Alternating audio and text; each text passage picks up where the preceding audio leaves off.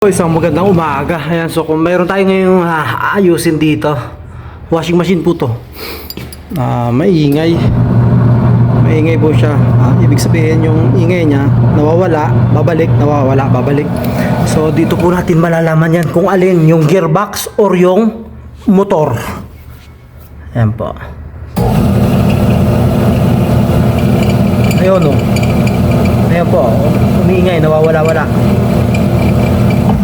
So ngayon, para malaman natin kung yung gearbox or motor ay bakit tayo nang umikot. Kaya pagka isang side walang ingay, ingay. Yan po yung ingay niya. Ayan. So ngayon, para malaman natin kung alin yung ingay, motor or gearbox. Ayan, tingnan natin. Wait natin. Ayan, maingay. So, ngayon, tatanggalin po natin to. Itong belt na to para isa lang yung gagana. Motor or yung pagka maingay yung motor, ibig sabihin motor, hindi gearbox yung problema. O, diba? Ayan, so tanggalin nyo lang yan. Ganyan lang yan. Baba mo nyo yan. Hindi yan. Sa baba na yung ating yung belt. Ayan, tinanggal natin yung belt para so tingnan natin kung iingay.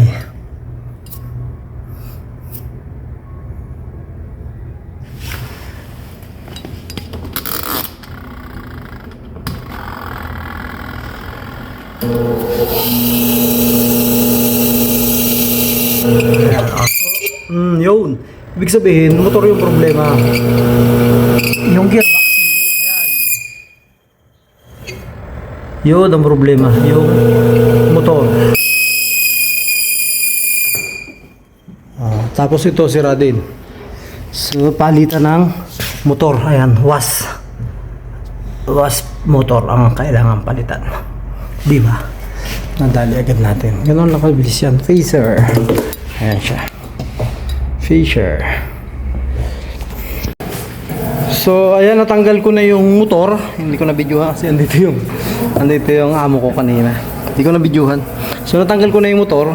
Ito siya. Wala kasi kaming available na ganito. So subukan kong ilagay ito. Ipit ko na lang kung pwede siya.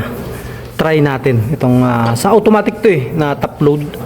So i-try natin itong to. Sinet up ko na to maandar yan. So ito yung papalitan natin. So i-try natin kung magpipit siya. Kung hindi, edi maghahanap tayo ng bago.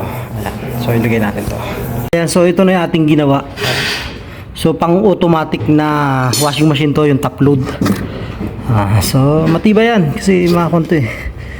Ayan, matibay na matibay. Ayan, Hinebra ang hari. Ayan siya. So dalawa lang dito yung kinuha natin, isa dito, tsaka nagbutas tayo ng bago. Ayan, nilagyan natin ng washer na malapad, haba. So titestingin natin kung uubra siya. O diba, yan siya. So ito na siya ngayon. Ayan, diba, top load.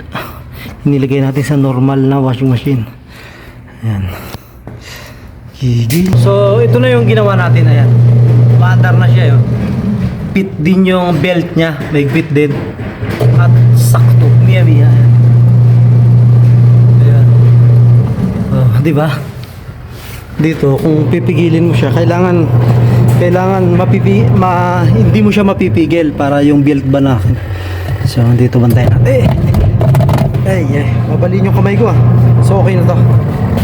Di ba? Left and right din yan. Genius. Ayan siya.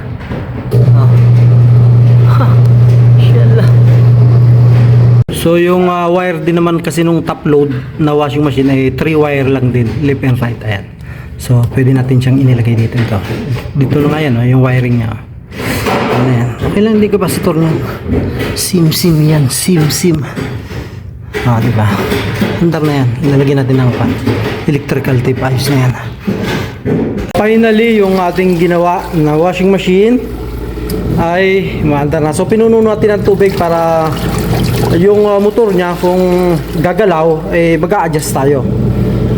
Di ba? So bago natin i-call sa customer, kailangan drive test muna rito. Ayan.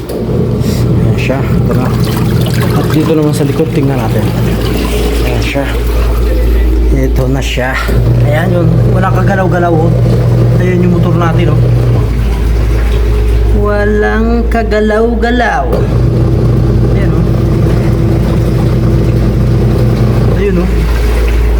Oh. Diba? So,